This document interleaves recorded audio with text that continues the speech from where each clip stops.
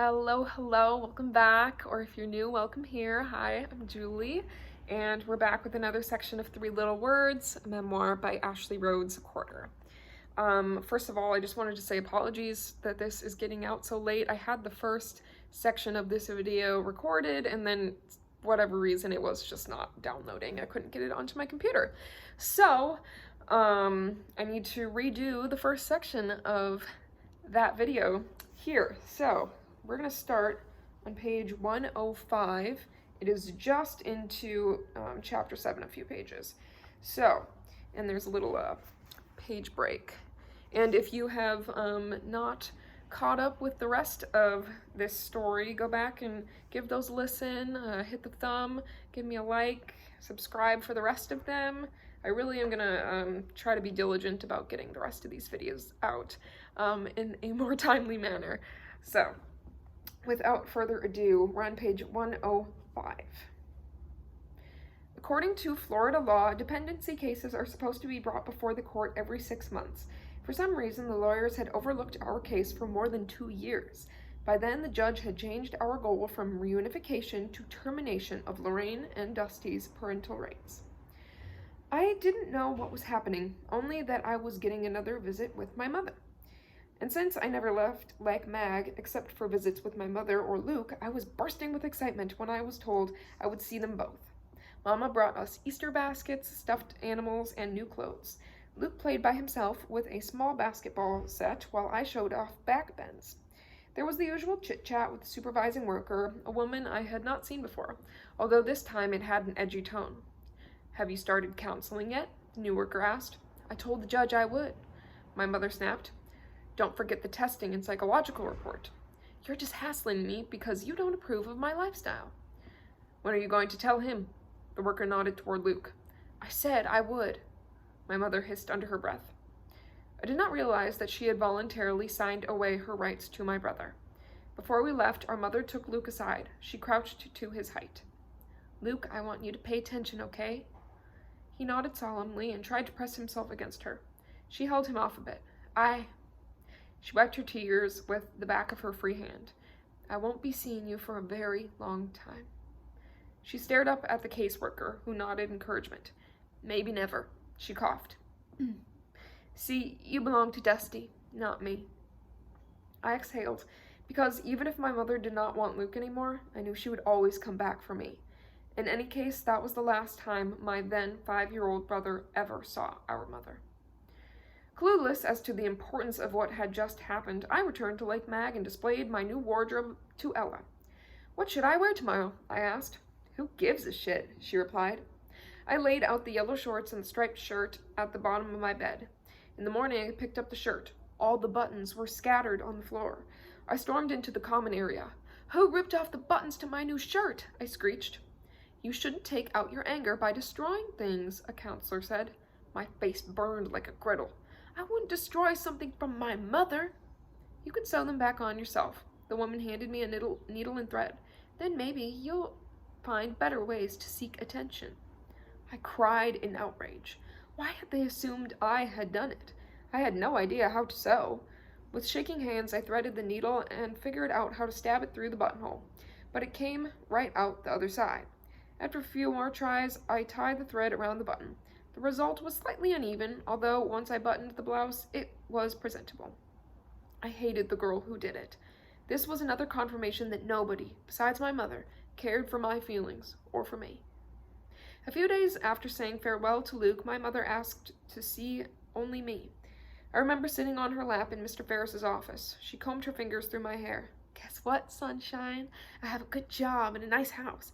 I'm living with a lady named Babbitt, and she has a son whose name is Drew." "How old is Drew?" "He's 6. "When can I live with you, Mama?" "As soon as—" Mr. Ferris cleared his throat to warn my mother not to cross an invisible line. "The judge will decide where you will live," Mr. Ferris said in the mushy voice I had come to despise. He turned to my mother. "Mrs. Grover, please remember the rules about discussing these matters in front of your child." "But I am supposed to tell her about Luke, right?" she asked in a more deferential manner. He waved his hand like a king giving dispensation. Sunshine, remember when I told you that you are mine and Luke is Dusty's? I held my breath. The shell around that once perfect egg that held my childish faith was more fragile than ever, and I feared she was going to say something hurtful. Well, Dusty isn't always a nice man when he doesn't get his way. He might even harm me if I tried to keep Luke, so I moved back to Florida to stay away from him and to get you back. He might even harm me. Oh, wait. Sorry. She paused. Do you understand what I am saying? I'm going to live with you, Andrew, and his mother, but Luke isn't. I hope so. She glanced at the caseworker for approval. As soon as I get permission from the judge. And Luke will go to live with Dusty? Maybe, but I don't know about that. I pressed my face into my mother's blouse. She smelled like a smoky chicken nugget. Mr. Ferris showed her some papers, and she signed them while holding me. I shuddered. She patted my back. Soon, Sunshine, soon. A worker transported me to Dr. Howard Black for some tests. I was happy to get away from Lake Mag, although I protested. Why do I need to see a doctor? I'm not sick. He's not that kind of doctor, the woman said. Dr. Black had a serious face that seemed to be hiding a smile. How old are you? He asked. I'll be 8.5 next week. I crossed my legs and straightened my back. Why are you living at Lake Mag? He asked. Because they blamed me for causing trouble. What sort of trouble was that? The seal on his diploma, which was precisely aligned on the wall with his right ear, made for the perfect place to concentrate my attention. Telling about how the Mosses punished us. How did they punish you, Ashley? I went through the lists, and he made notes, but I could not tell whether he believed me or not. You told other people, right? Oh, yes, my teacher and the policeman and Mrs. Merritt. He nodded. Do you like Lake Mag? I'd rather live with my mother. What was it like when you were with her? It was okay, except when Dusty was around. He's Luke's father. See, Mama is afraid of Dusty, so she had to give Luke to him. Do you want to be with your brother? I stared down for the first time. Oh, yes. I covered my lapse by yawning, so the doctor gave me some drawing games.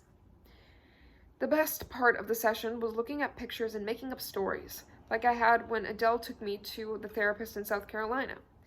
There were many sad pictures about other children who had mean parents or who could not live with the one they wanted to or who had lost toys. Ashley, do you know the difference between a truth and a lie?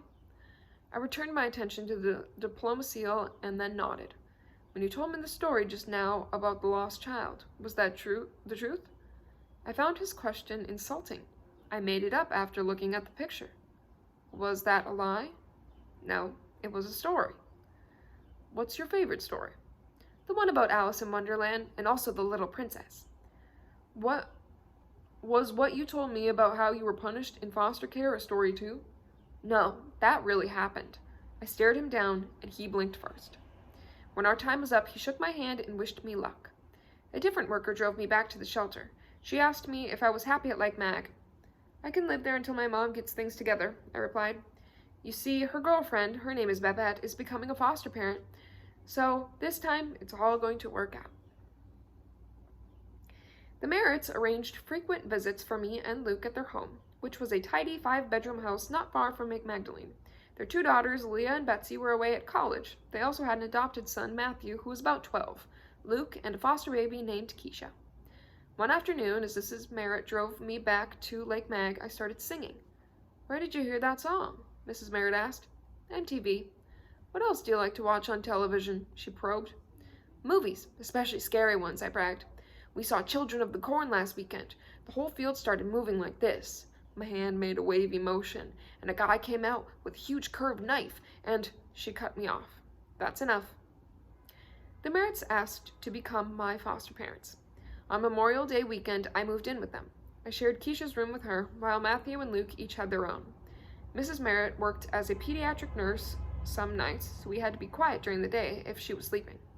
After the cruelty at the Mosses and the boisterousness of the shelter, I relished the serene environment.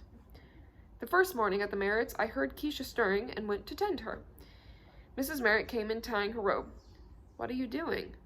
She's wet, I said. You can't change her diaper, Mrs. Merritt responded. I did it all the time at the Mosses. In this house, I'm the mother and you are the child. She said so adamantly that I stiffened and fluttered my gaze to a corner before she could attack. If you think Keisha needs something, call me or Dad. She noticed my lower lip quivering. You aren't in any trouble. Keisha has a medical problem called diabetes. That means her body doesn't process sugar normally, and so we sometimes have to give her a quick dose of medicine or something sweet like ice cream. Eating ice cream quickly hardly sounded serious. Whenever Keisha showed worrisome symptoms, the Merritts acted as if it was a life-threatening emergency, which made me feel left out. On the other hand, Luke was so happy to be with me again, he shadowed me. When I wanted privacy in the bathroom, I had to kick his shoe out from the door. Luke, I wailed, stop pestering me. At mealtimes, he sometimes pinched me under the table. I would jump, and he would laugh, annoying the Merritts. He was worst at bedtime. Brush your teeth right now, or you'll get a timeout, I warned. He made a raspberry, spitting toothpaste all over the mirror. I tried to wipe it with toilet paper, but I only smeared it more. Mrs. Merritt took me aside. Luke is your brother, not your child. She used a teacher's voice. Do you understand? I shrugged. It means that I will tell him when he has to do things and what the consequences for not doing them are. But he only listens to me. Was he listening to you in the bathroom? Mrs. Merritt studied my face to see if I had accepted her point. She tilted her head from side to side as if she knew about my force field and was trying to find a way to penetrate it. Obviously not, I said to appease her, but she was wrong. If this did not work out, they could move us someplace worse and probably separate us again. My job was to see that that did not happen. She was the one who could pick up the phone at any moment and ask that either one of us be taken away. I crossed my arms and stared back. Now do you understand? Yes, ma'am, I said to get her off my back. Okay, now you can have your bath. I grinned. Ever since the disgusting baths at the Mosses and the quick showers at Lake Mag, my idea of heaven was soaking in a tub of fresh, bubbly water. Mrs. Merritt shook her head. I've never seen a child who liked a bath as much as you do. A week after I moved in with the Merritts, we traveled to Michigan to attend Leah's college graduation from Andrews University. I admired the long expanses of lawns mown in precise lines and the huge, graceful trees. Leah, Betsy, and their friends looked like models in shampoo commercials. Best of all, we were treated as if we belonged in their family. Still, I knew I did not fit into their world, which was governed by ritual and prayer. If we were good on the Sabbath, we were rewarded with an ice cream or a Disney video. What are you doing? Luke asked after church. I was trying to do my required reading and ignored him. He reached for the cover, as I held the book behind my head so he could not get it. Something boiled up inside me, and I grabbed the back of his head and yanked his hair. He ran sobbing into Mrs. Merritt's arms. Why did you do that? She asked me. He was being a jerk. We don't talk like that in this house, Mrs. Merritt said. Why don't you just get rid of me? I blurted. I hate it here anyway. It would be easier if they threw me out before I really wanted to stay. Why had I allowed myself to relax? My nails had even grown out, and Mrs. Merritt had complimented me on them. I deliberately bit them off, one by one. By now, I was accustomed to all sorts of workers coming to visit us in our various foster homes. I resented Lena Jameson because she had taken me away from Adele, and it still irked me that Miles Ferris had robbed me of my possessions. After all, he was the one who transferred me to the Moss home in the first place, so he knew how many clothes and toys I came with, plus he had seen my mother give me the Easy Bake Oven and yet pretended it didn't exist. Although I sulked about my toys, my darkest moods erupted when I realized that Miles Ferris should have taken me away from the Mosses when the investigators found out that some of us were being abused. He should have known that Mrs. Moss made me say that I was lying, and if he didn't want to believe me, he should have trusted the teachers who called the hotline so many times. I could not understand how anyone could take me away from my loving relatives and make me live with strangers who were mostly indifferent and sometimes brutal. I no longer had faith in any of the caseworkers, so when Mary Miller stopped by to check on Keisha when I was visiting Luke at the Merritt's shortly before I moved in, I assumed she was just another one and ignored her. She was dressed in tailored slacks and a crisp blouse. Her blonde hair was precision cut, and her jewelry was subdued yet elegant. She looked more like a Ralph Lauren model than a child welfare worker. She was polite to me, and I liked her serene smile. We've wondered why Keisha has a guardian while these kids, Mrs. Merritt indicated Luke and me, who've already been in foster care for 5 years, don't. There aren't enough of us to go around, Mary Miller explained. Babies, especially those who are medically needy, are on the top of the list. Ashley shouldn't have been mingling with those tough teens at Lake Mag, Mrs. Merritt grumbled, and this boy needs services he isn't getting. I'll talk with my coordinator and see if she will appoint me to their case. The next time I saw Mary Miller, I'd been living with Luke at the Merritts for a couple of weeks. She crouched next to me and said, I'm your guardian ad litem. Is that like a guardian angel? I asked. Luke looked up from his toy cars on the carpet. Do you have wings? Sorry, no, she said with a throaty laugh. Noticing my cynical look, she quickly added, I'm also not a caseworker. I will represent your best interests in court. I diverted my stare to the wall and made no pretense that I was paying attention to her. What can I do for you? She inquired. Until then, nobody had ever asked me that question. Nothing, I shrugged. Let me know if you think of something later. Mary Miller straightened her back. Wait, can you get my Easy Bake Oven and my Barbie radio? I can't buy you things. My mother gave them to me. Ashley arrived with almost nothing, Mrs. Merritt explained. Her brother didn't come with any toys either, although he claims to have had a helicopter. I can try to retrieve those for you. Anything else? I've been in foster care my whole life, I sighed. If I could only be with my mother, everything would be wonderful. I gave her my most winsome smile. You want to be with your mother, Mary repeated to be certain she had it right. Yes, but she doesn't always come to visits when she says she will. I don't think anyone helps her. Could you? Picking back up in the middle of chapter 7, page 116 at the page break. I was always hungry for anyone to give me one-on-one attention, so I was pleased when Mrs. Merritt took me aside one day. You're going to visit your mother today, but Luke will stay home. She closed her eyes for a moment. Can you be a big girl and not mention it to him so he doesn't feel left out? I know that he doesn't belong to her anymore. I tried to make myself sound mature, but there was a tinge of bragging in my voice because my mother wanted me and not him. I was dressed and waiting for Miles Ferris at the appointed time, but he was late. When the phone rang, I heard Mrs. Merritt say, Yes, Miles, I understand. My heart thudded with every syllable. I'll tell her. Obviously, my mother was canceling again. Mrs. Merritt came into the living room, shaking her head. Can you imagine? Your mother and Mary Miller are waiting on you, but Miles forgot to pick you up. He's on his way now. When I arrived at the visit, I flew into my mother's arms. I thought you forgot about me. I was on the verge of tears. That man didn't arrange for someone to bring you here. My mother stared accusingly at Mr. Ferris. I pouted. You said you would be back soon, and it's been weeks and weeks. I had to go to South Carolina for a bit, she cooed. There are a lot of arrangements to be made, Sunshine, but you'll be living with us soon. My mother introduced me to Deputy Sheriff Babbitt Burke and her son Drew.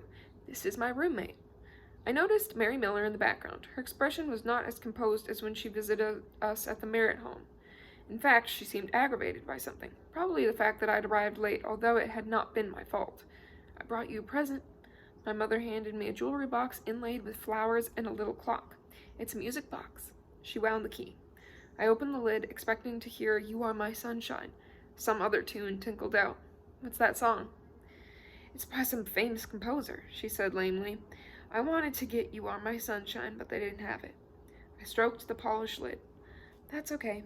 I slipped into my mother's lap. She caressed my arm as the music box played, each tinny note increasingly slower. My eyes began to sting. I pressed my face against my mother's chest and sobbed.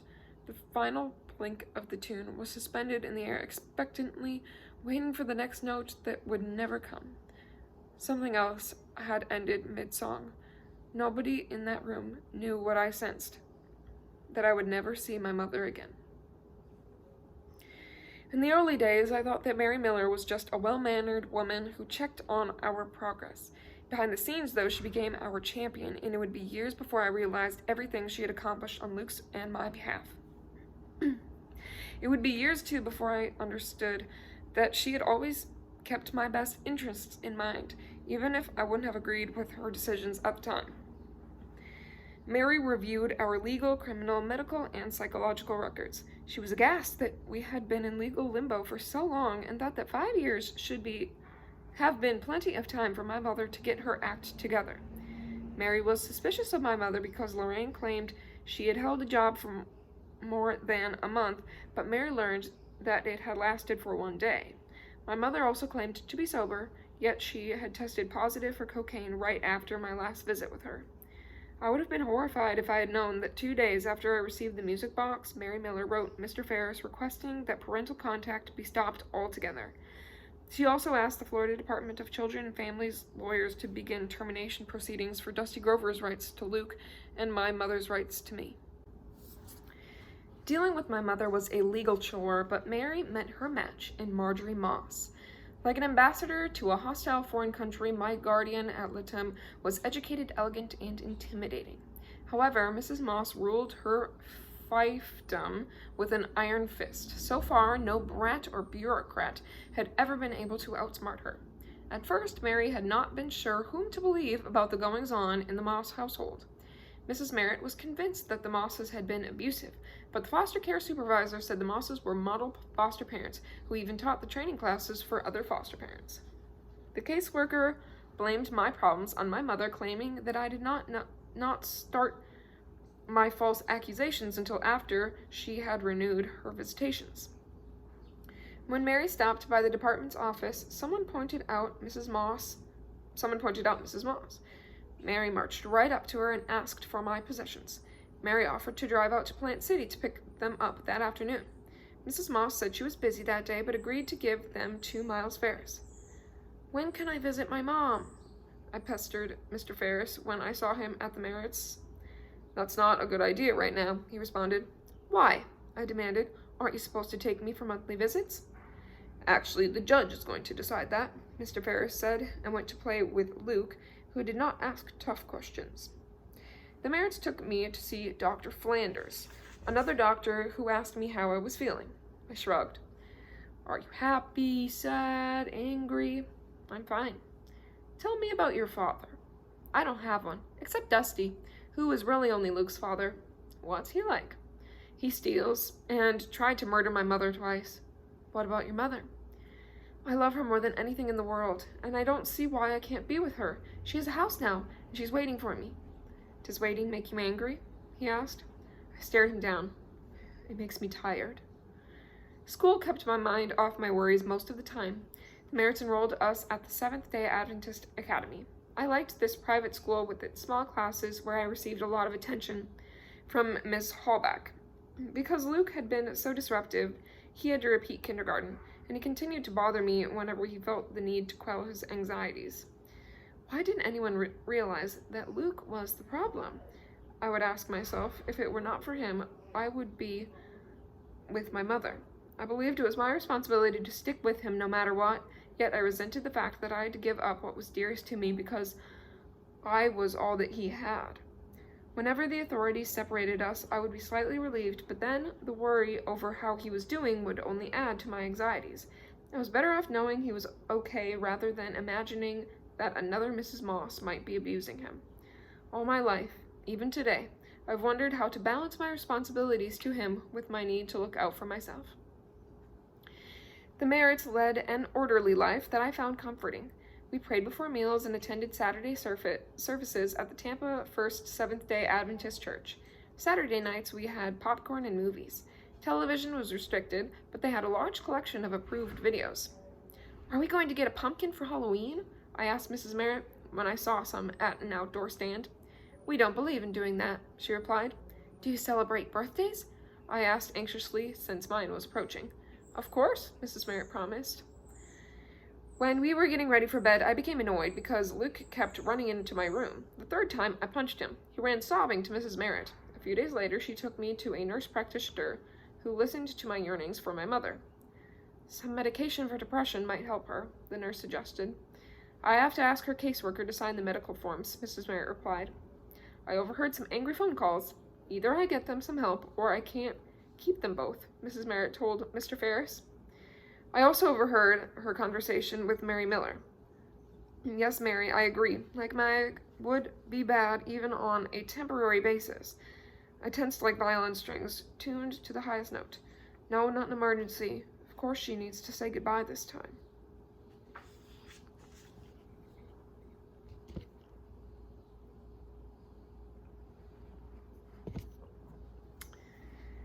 Page 122. Ashley, today will be your last day at school. Mrs. Merritt warned me before dropping me off. I did not need any further explanation. Miss Holbeck had arranged a little farewell party and gave me a class saying, "It has been a joy to have you in my class. Although I will miss you, I'm so excited about you getting ready for adoption. We will keep you in our prayers. We love you." Each of my classmates had added a smiley face sticker and signed it. When I arrived home, I found that Mrs. Merritt had packed everything I owned. "I don't want to be adopted," I snapped. "I want to go back to my mother." "That may not be God's plan for you." "Is Luke coming too?" "No, he's making progress here."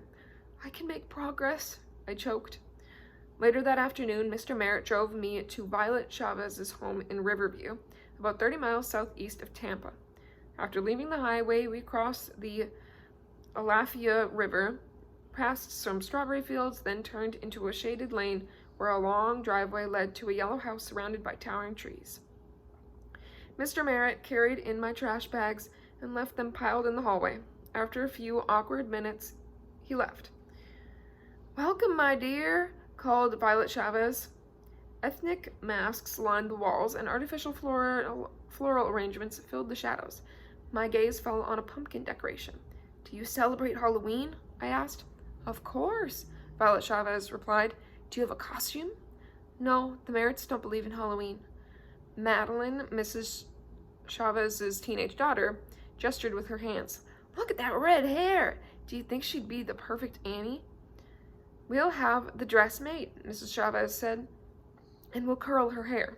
Or get a wig," Madeline suggested. "Would you like that?" "Annie, wow! I think I'm going to like it here," I said to myself, and started dragging my plastic bags down the hallway to my new bedroom.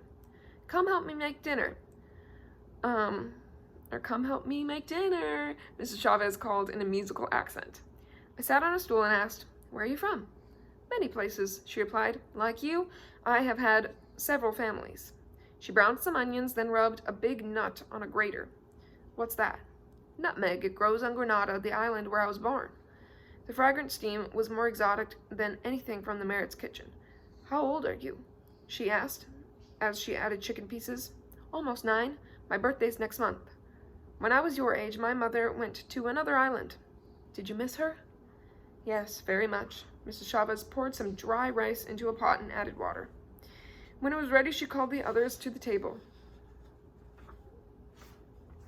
2 of Mrs. Chavez's children, Madeline, 18, and Mario, 16, were still at home. Her eldest daughter, Mercedes, was away at college. Everyone seemed to talk loudly and at once. "Is everything okay?" Madeline asked when she saw me pushing my food around. "Yes," I said meekly. "I was just wondering what the rules are here." "We respect each other," Mrs. Chavez said. "We don't go outside without permission. Keep our room and belongings tidied up." "What about food?" "Nobody goes hungry in my house." When Mrs. Chavez started to clear the table, I carried my plate into the kitchen. "Thank you, Ashley," she said. "I appreciate your help." "Oh, it will be great around here for the first few weeks. I'll be very polite and sweet. After that, everything will go downhill and you will send me away." "Why is that?" Mrs. Chavez asked. "Because that's how it always happens." Violet Chavez tilted her head. "We'll see." She enrolled me in 3rd grade at Boyett Springs Elementary School. Because I was excellent at jump rope, the in sport at the time, I made friends quickly. My teacher, Mrs. Lovelace, sent me to take some tests in the guidance office. Eventually, a letter arrived saying that I had been accepted to a magnet school for gifted children. When I found out that Mrs. Chavez had accidentally left the letter at the salon where she worked as a manicurist, I was livid. "You go find that letter right away," I ordered. "Don't disrespect me," Mrs. Chavez replied sternly. "But I have to go to that school or my life will be ruined." "That's for your caseworker to decide." Violet Chavez went all out for my 9th birthday. She baked a Barbie cake with a skirt of pink and blue icing and wrote "Happy Birthday, Ashley" in loopy script. This was the first birthday party I had ever had. After the meal, there were organized games. Madeline filled water balloons to toss and handed out raw eggs, which we kids were going to pass under our chins. One of the girls, a blonde named Amelia, was wearing a plaid dress. When it came time for the outside games, Amelia complained, "I can't get my dress dirty." "You can borrow something of Ashley's." Mrs. Chavez loaned her the striped shirt that had had the buttons torn off at Leg Mag. "You can't wear that," I snarled. "My mother gave it to me." "Don't be a party pooper." Madeline tossed me a water balloon. I knew the Chavezes were trying to make me feel welcome, yet I also knew the day would come when their hospitality would end suddenly and I would find my stuff in garbage bags again. I'd been living at the Chavez home for only a few days when Mary Miller called to check on me. Mario answered the phone and told her that his mother was running errands. "Hi, Ashley, how are you?" Mary asked when he put me on the phone. "Good. I like it here." "When's Mrs. Chavez coming back?" Her voice was tense. "Oh, soon." I answered her questions as quickly as I could because one of my favorite television shows, Full House, was on. Later I learned she complained that a teenage boy was supervising me, which was against regulations. After school, I attended daycare at Little Ranchers. I didn't like it because I did not know anyone, and there was no point in trying to make new friends when I moved so often. I was sitting motionless on a swing when I looked up and saw Mary Miller coming my way with long, purposeful strides. She took the empty seat beside me. "How high can you go?" she asked. I kept my eyes on the clouds as I pumped back and forth so I could avoid anything I did not want to see or hear. I gave one-word answers to her inquiries about school. When she paused, I asked the only question that mattered. "When am I going to live with my mother again?" "You aren't going to." Her voice was both tender and firm. "Why?" The word felt like a pebble lodged in my throat. "Because she can't take care of you." "Ever?" came out in a frog's croak. "No, Ashley, not ever." I kicked the hollow of dirt under the swing without daring to look down. "Then who will?" "We will find a family who wants to care for you forever." I twisted in my seat.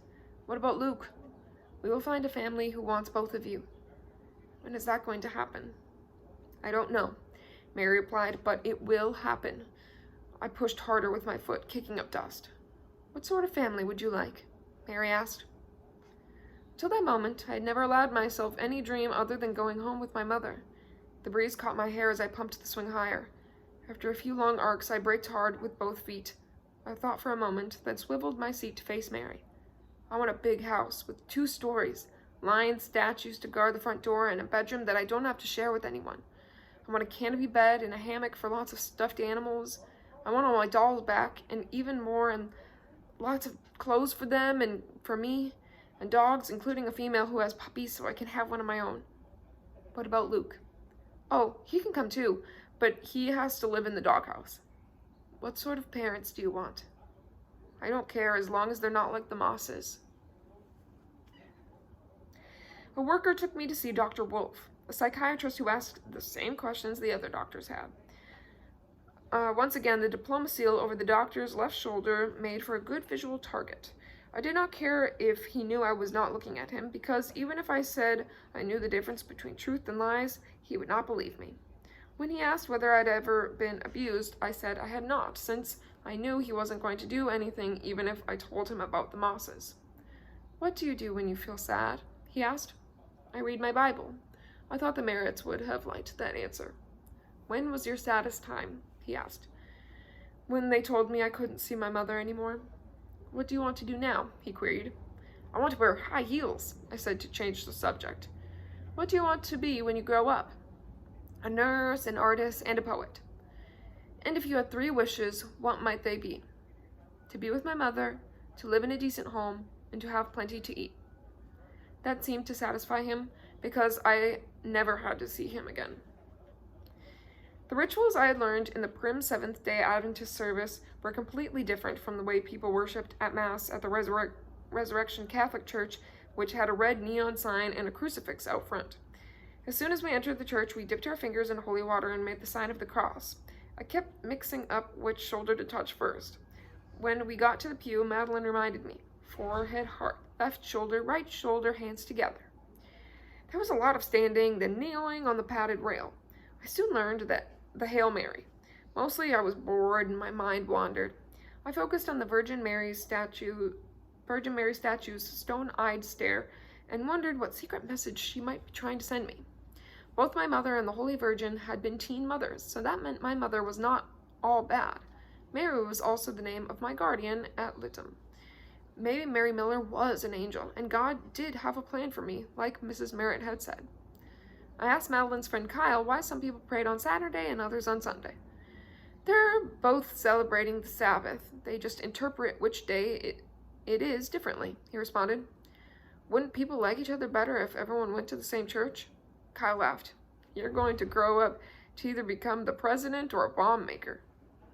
Mercedes came home for Christmas, and other relatives gathered at the Chavez house. My pile of presents was the largest it had ever been since being with Adele and Grandpa, although there was nothing from my mother.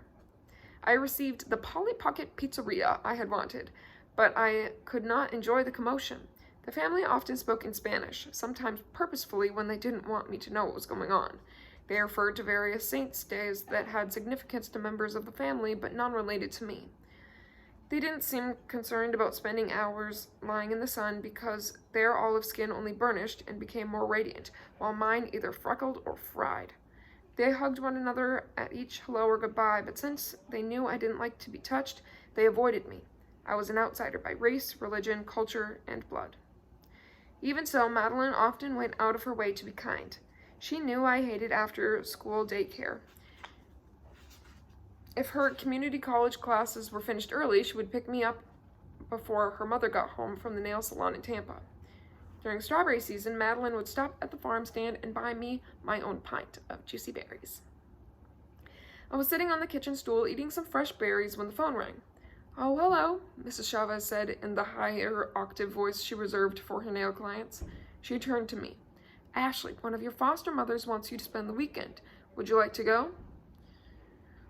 I thought it was Mrs. Merritt, I guess. I said, because I had not seen Luke since Christmas vacation.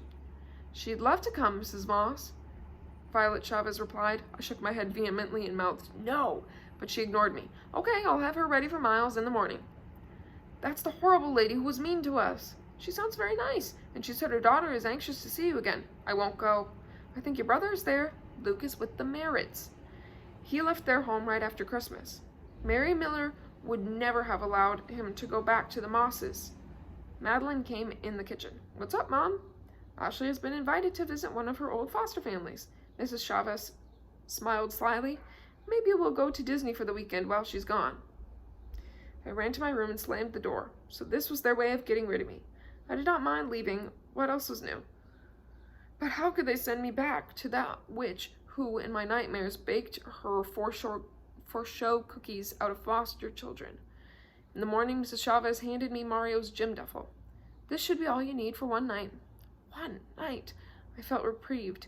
I tossed my oldest clothes in the bag just in case the Mosses decided to keep any of my outfits. Mr. Ferris tried to be friendly, but I scowled the whole way there. I had one bright thought. I might be able to get my dolls, radio, and easy-bake oven. As I started spotting recognizable landmarks, I felt as though I were watching an all-too-familiar horror movie, but the creepy scenes still made me jump. The Moss's mailbox was overgrown with an even heavier layer of bottle green lichen than before. The trees draped in Spanish moss were even spookier, the brambly bushes thicker, the hairy vines more twisted. The trailer was seedier than I remembered, and the baby's play area was a mucky mess. The smell of wet cow and pig manure permeated my pores. I had returned to hell. See you Sunday, Mr. Ferris said heartily. As soon as I shut the car door, he sped off. If I had not kept my bag on my lap for the ride, he would have left without it. I took a deep breath, walked up the cement steps, and knocked on the off-kilter screen door. Mrs. Moss peered over my head. Did Miles leave already? She asked in the silvery tone she used to charm caseworkers. Yes, ma'am, I responded with a quavering voice. Too bad, I baked a treat for him. She stepped outside. Ashley, I want to ask you one question. She was still talking in the phony cadence, but her gaze was steely. Remember all those things you said about us? They weren't true, right? I squirmed and tried to find a point to steady my gaze, but my eyes blurred. My pulse pounded. I had not been so fearful since the last time I had been there. Was an investigator in the house waiting for me to change my story again? Even if one was not, Mrs. Moss could do whatever she wanted me for the next 2 days. I would not give her the satisfaction of falsely apologizing aloud, so I stared at the door sill and shook my head. Good. I didn't think so. Come on in and get settled. It'll be just like old times. Nothing much had changed in more than a year, although the rooms seemed smaller and more cluttered. The air still smelled of wet cigarettes and ammonia. As if they were part of the decor, punished children faced each corner. Mr. Moss was planted in his recliner, smoking and staring at the television screen. Mandy came around the corner, shyly. "Hi," she said.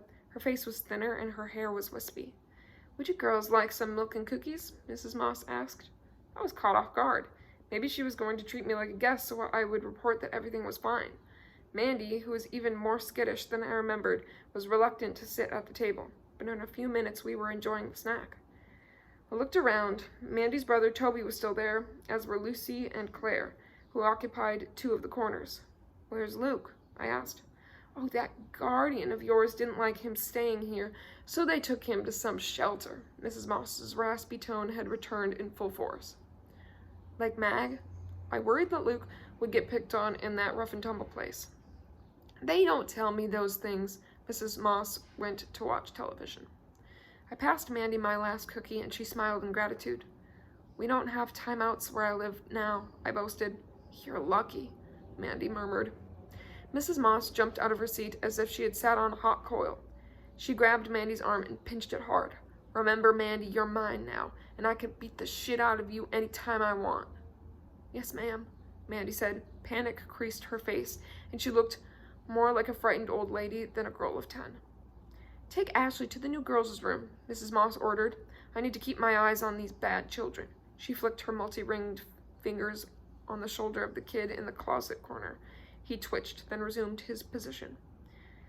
Trembling slightly, I slung Mario's gym bag over my shoulder and started down the hall to the girls' room. Mandy indicated the other direction. We walked out the sliding glass door and into the shed where we used to pick out clothes. It had been converted into another bedroom. The Little Mermaid sheets were the same, and I wondered when they had last been washed. Mandy said that I could have the top bunk next to hers. "They took the safety rails off," she pointed out. "The rules are different because we're adopted now." "Hope they don't want to adopt me," I blurted. After a better-than-average meal of spaghetti and fruit salad, I changed into my pajamas. I thought I had put my toothbrush in one of the gym bag's side pockets. When I fumbled for it, I pulled out a small foil square that had a transparent back. Inside was a hard rubber ring with a slippery center. "Look what I found." I showed it to Mandy.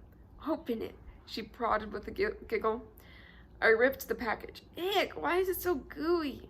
"It's for boys," Mandy said. "You shouldn't have opened it." "You told me to." "You'd better hide it," Mandy warned. "You never get in trouble for telling the truth," I said, parroting Mrs. Merritt. Mandy lurked in the shadows as I approached the house. "Ma'am," I said to Mrs. Moss as I interrupted the television show, "I found something that didn't belong to me and opened it by mistake." I handed her the flaccid tube. Mrs. Moss's eyes almost exploded. "Where did you get a condom?" So this was a condom. The Lake Mag girls had mentioned them, yet I had never seen one. I made sure to stare directly in her eyes so she would believe me. "I found it in my bag and wanted to see what it was." If it wasn't yours, why did you open it?" She saw Mandy slinking in the doorway. "Mandy, did you have anything to do with this?" "Ashley just showed it to me." Mandy's voice wavered. "You haven't changed a bit, Ashley Rhodes." Mrs. Moss shook her head as if writing me off. "Throw that in the trash and go to bed. If I hear another word, I'm separating you two." I was happy to comply. The sooner I fell asleep, the sooner Sunday would come and I could leave. I was not really even angry with Mandy, who had urged me to open it and then lied to save her skin. She had to do what was necessary to survive. When Mr. Ferris arrived the next day, the condom was in a plastic bag. Mrs. Moss waved it at him as evidence. "She brought it on purpose. Mrs. Moss said with disgust. She showed everyone how it's used, even the little ones. Her tone changed to phony concern. That child needs help. You know the first thing she told me when she arrived? She said, "I'm sorry I caused you so much trouble by telling those lies about you." Then she comes into my house and throws this in my face. Mr. Ferris was gruff with me. "Get your stuff and get in the car." I ducked under Mr. Ferris's arm and into his musty-smelling car. As he started the motor, I looked at the shed where I knew my toys were stored, but I did not dare ask about them. Neither of us spoke until we were almost at Mrs. Chavez's. "Ashley," Mr. Ferris said sternly, "the most important part of someone's character is being honest. Nobody likes a liar. You keep getting trouble with these behaviors." "Where's Luke?" I asked. "He's at Joshua's home." "Is that a foster home?" "No, a shelter." "When can I see him?" "I'll try to arrange a visit with him next week." Poor Lukey, I thought. But this time at least he had Mary Miller watching out for him. When I returned from my overnight at the Mosses, I asked Madeline if she brought me anything from Disney World. "We never went," Madeline said. "We were only teasing you." That spring, Vivian, a foster child who was slightly younger than me, moved in and slept on a cot in Mrs. Chavez's room. Mrs. Chavez mentioned that Vivian was free for adoption, which sounded like she was a kitten being given away at the flea market. Mary Miller had said something about me being adopted, yet adoption had trapped Mandy in the Moss family, where she could be punished as much as they wanted without anyone checking. I did not want that to happen to me. Still, when I overheard Mrs. Chavez say that Vivian would fit in their family, I was jealous. Vivian was African American, and I was the only white person in the house. Even if I wanted to stay, they would not keep me. No matter how hard I tried, I would never be chosen by them or anyone. Until Mary Miller took our case, the legal issues concerning Luke and me had been neglected for years and were in violation of all the laws that were supposed to either return children to their parents or come up with another permanent family. First, she finished clearing Luke for adoption, then she started working on getting me relinquished as well. She took the necessary steps to deal with my unknown father's rights. My mother refused to give me up. Because Mary suspected that my mother was still using drugs, she had convinced the judge to halt our visits, but if my mother tested clean, reunification was still possible. At a crucial court hearing, my mother brought proof that she had completed rehab. Still, Mary Miller was suspicious. She asked the judge to order one final screening. Maybe my mother had celebrated her rehab graduation prematurely and knew what the result of another test would be. In any case, she refused to take the drug test and sign a paper for the termination of her parental rights to me instead. Judge Giglio wrote in his order that it was manifestly in the best interest of said child for the mother's parental rights to be terminated, and that the state was to receive permanent commitment of said child and place said child in an adoptive home. Mrs. Chavez always looked the other way when I talked about my mother, and none of my caseworkers answered any questions about when my next visit would be. Although Mary Miller tried to explain that I would never live with my mother again, she had avoided telling me that I would never see her either. I suppose she realized that I couldn't handle everything at once, and she was right. Still, I knew something was different. I sensed that something had changed. Until the court papers were finalized, there had been a chance that the tides would reverse. The world would stop spinning, and I would be my mother's sunshine again. Until the judge signed the documents, everything else had been temporary. Once the judge ruled I was an orphan, I had no parents, and no possibilities were in sight. That's the end of chapter 7. We'll stop it there. Next time picking up on page 138 with chapter 8. All right. It's like heartbreaking, but you know, it's got to be the best thing for her to stop living in that limbo and finally have a permanent home. So yeah, I hope you're enjoying this one. I hope you're doing well, and I'll see you next time. Bye.